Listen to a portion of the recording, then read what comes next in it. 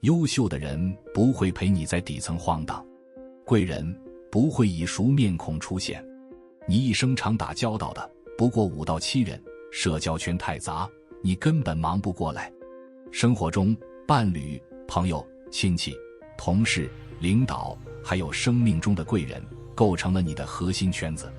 但这些人拥有的资源机会大多雷同，难给你带来翻天覆地的改变。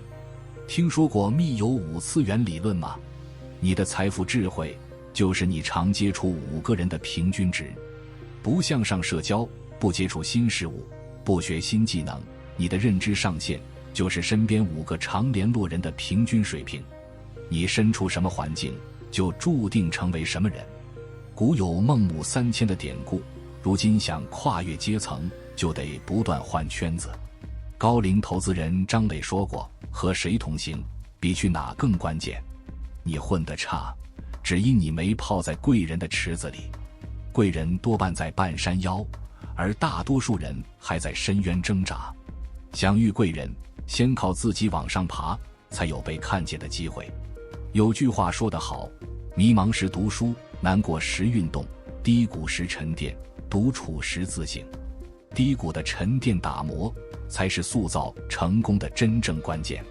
在人生最暗的时刻，远离外界喧嚣，寻内心宁静与顿悟。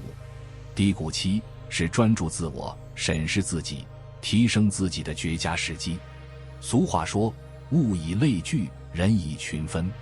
不从深渊爬上来，遇不到地面的贵人；不从地面爬到半山腰，也碰不上山腰的贵人。社会本就分层，想脱离底层，先修炼自己，爬出深渊再说。弱小时，身边全是坏人；强大后，世界尽是好人。演员黄渤相貌平凡，入行时也曾跌入低谷，他靠一步步努力，把演技磨得炉火纯青，才赢得更多机会。老话说，台上1分钟，台下10年功。在底层混，眼里全是鸡毛小事，身边尽是小人。越往上走，资源机会越多，遇贵人的几率越大。只有靠实力拿到入场券，才有资格看到更精彩的舞台。前期的下笨功夫，日积月累，才能挣脱底层的枷锁。爬出底层，才能享受比底层更好的资源与机会。贵人藏在不起眼的关系里，熟人能干多大事，你心里早有数。你和熟人亲密，基本是门当户对。生活水准、教育背景、认知层次差不多一个段位。如果熟人圈里有人混得好了，早就跳出你的圈子。人际关系归根结底是价值交换。你爱喝酒打牌，身边尽是好吃懒做的人；你爱钻研项目，做生意赚大钱，吸引的都是想发财的生意人。熟人难成贵人，真正贵人要么是陌生关系，要么是不起眼的联系。熟人怕你过得好，却不希望你比他强。人性最大的恶，嫌你穷，怕你富，恨你有，笑你无。贵人常在不经意间出现。张爱玲说过，于千万人中遇见你该遇见的人，于千万年时间的荒野里，不早不晚，刚好赶上，只需轻轻问一句，你也在这吗？爱情和赚钱一个理，贵人刚好出现，你刚好需要，仅此而已。我人生第一个贵人是网络上认识的，他做媒体广告，我因一篇文章加了他联络方式。几次合作后，他给我介绍了大量媒体资源。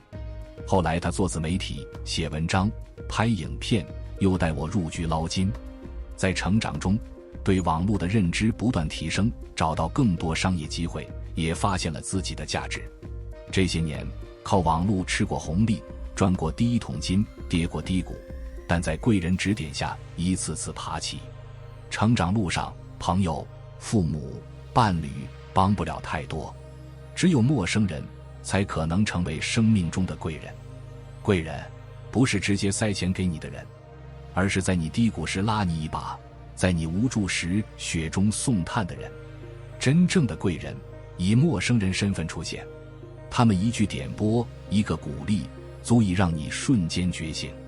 只要别人身上有闪光点，有你该学的地方，就是你的贵人。